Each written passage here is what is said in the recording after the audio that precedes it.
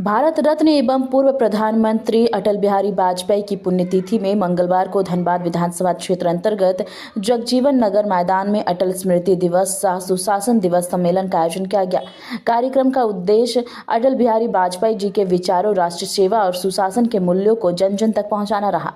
भारत सरकार के केंद्रीय महिला एवं बाल विकास मंत्री अन्नपूर्णा देवी के मुख्य अतिथि और मुख्य वक्ता के रूप में शिरकत किया। अपने संबोधन में उन्होंने अटल जी के नेतृत्व में सुशासन की अवधारणा और देश के विकास में उनके योगदान को याद किया।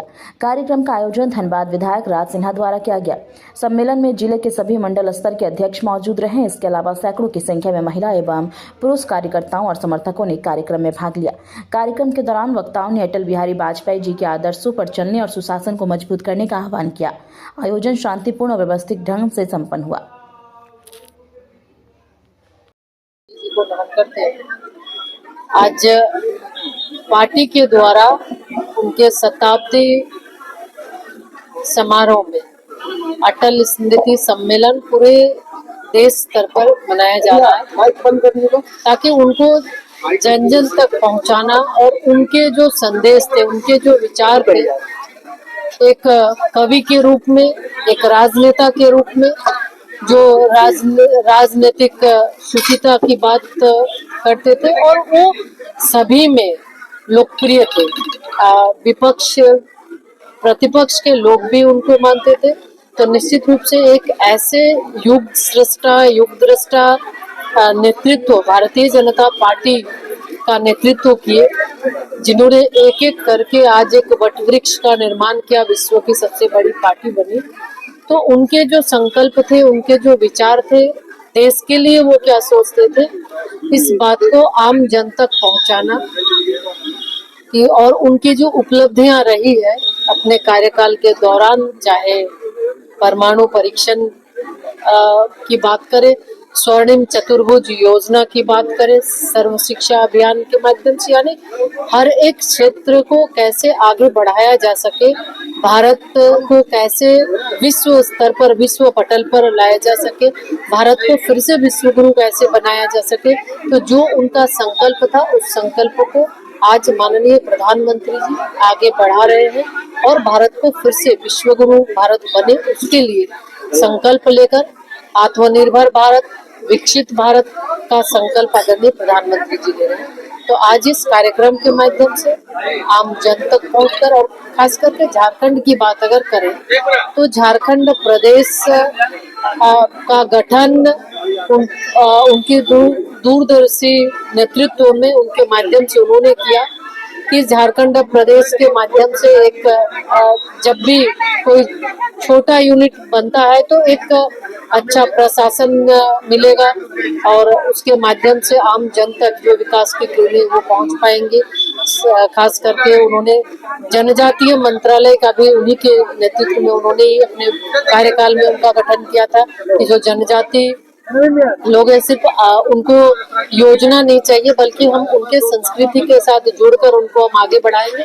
तो इस तरह एक सर्व समावेशी विकास सोचते थे और उसको लेकर जब उनके कार्यकाल में उन्होंने इन सारे चीजों का इन सब पर कार्य किया और आज उसको आगे प्रधानमंत्री जी बढ़ा। महिला एवं बाल विकास के कार्यक्रमों में क्या क्या प्रगतियां? महिला बाल विकास आज हमें बताते हुए खुशी हो रही है आप लोगों को कि जिस तरह से भारत सरकार अभी आदरणीय प्रधानमंत्री जी के नेतृत्व में कि नारी को केंद्र में, वुमेन लेड डेवलपमेंट, यानी केंद्र में नारी है, महिलाओं के नेतृत्व में विकास इस सरकार की प्राथमिकता है। और इसमें अगर हम देखें तो अलग अलग योजना के माध्यम से, चाहे अगर हम मुद्रा योजना की बात करें तो उसमें 70% से ज्यादा महिलाएं उसमें काम कर रही है, उसका लाभ लेकर रोजगार दे रही है, आर्थिक सशक्तिकरण का।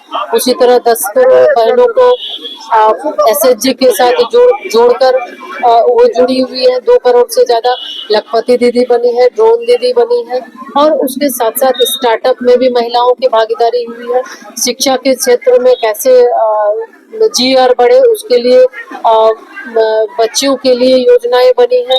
महिला बाल विकास मंत्रालय के माध्यम से हमारा मुख्य रूप से कैसे जो महिलाएं हैं, चाहे वो गर्भवती महिलाएं हों, धात्री महिलाएं हों, या फिर जो एडोलसेंट गर्ल्स हैं, तो उन सबको आगे बढ़ाने के लिए, उनकी सुरक्षा के लिए, उनकी संरक्षा के लिए, उनके पोषण के लिए काम कर रही है। उसके साथ साथ वन स्टॉप सेंटर के माध्यम से भी जो संकट में फंसी महिला है उनको लाभ मिल सके। ट्रांसपोर्ट के क्षेत्र में भी कुछ प्रयास हो रहे हैं महिलाओं के।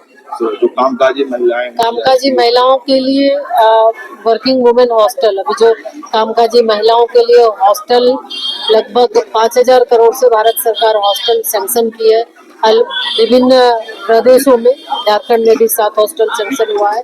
तो कामकाजी महिलाओं के पहले से भी हमारे हॉस्टल चल रहे हैं और आगे भी ये हमारा प्रयास है कि उनको एक सुरक्षित माहौल मिल सके, वो एक अच्छा वातावरण मिल सके। हॉस्टल के साथ क्रेच की व्यवस्था भी हम कर रहे हैं ताकि जो जिनके छोटे बच्चे हैं वो क्रेच में बच्चों को रखकर वो काम कर सके और वर्कफोर्स में पार्टिसिपेशन महिलाओं का बढ़े, इसके लिए। ट्रांसपोर्टेशन में भी अलग अलग क्षेत्रों में, अलग अलग राज्यों में उसको लेके कार्य कर रहे हैं।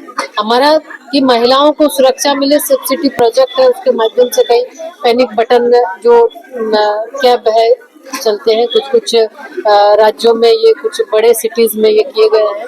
तो वहाँ पे जो कैब है उसमें पैनिक बटन हो या सुरक्षा, महिला जहाँ काम करने जाती है उनके लिए सुरक्षा की व्यवस्था हो। पॉस एक्ट के तहत जो कार्यस्थल है वहाँ पे सीबॉक्स पोर्टल में ऑनबोर्ड होते हैं और कोई भी महिला उस पोर्टल में वो अपना कंप्लेन रजिस्टर करा सकती है, जहाँ पे अगर किसी तरह का हरेसमेंट अगर उनको कोई करता है तो व्यक्तिगत पैकेज झारखंड के लिए भी, अभी हॉस्टल की जैसे हमने चर्चा की, हॉस्टल झारखंड को भी हमने दिया है। आंगनवाड़ी के माध्यम से भी लोगों को आगे बढ़ाने के लिए जो पोषण है, उसके साथ साथ वन स्टॉप सेंटर भी हम प्रत्येक जिला में एक है, लेकिन कई एडिशनल और हम सैंक्शन किए हैं ताकि वहाँ जो महिलाएं, संकट में फंसी महिलाएं हैं, उनको उसका लाभ मिल सके। वन स्टॉप सेंटर के माध्यम से जो महिला संकट में फंसी होती है वो 181 जो टोल फ्री नंबर है उसमें कॉल करके या सीधे तौर पे वन स्टॉप सेंटर में वो आकर अपनी बात बता सकती है। तो 20 दिन तक वो वहाँ रह सकती है और वहाँ उसको जिस तरह की सुविधा हो, जैसे अगर लीगल उसको मदद चाहिए तो डालसा के साथ हमारा उनसे कोऑर्डिनेट कराते हैं। उनको अगर स्वास्थ्य संबंधी तो हॉस्पिटल से कराते हैं, पुलिस संबंधी तो वो हर तरह की व्यवस्था वन स्टॉप सेंटर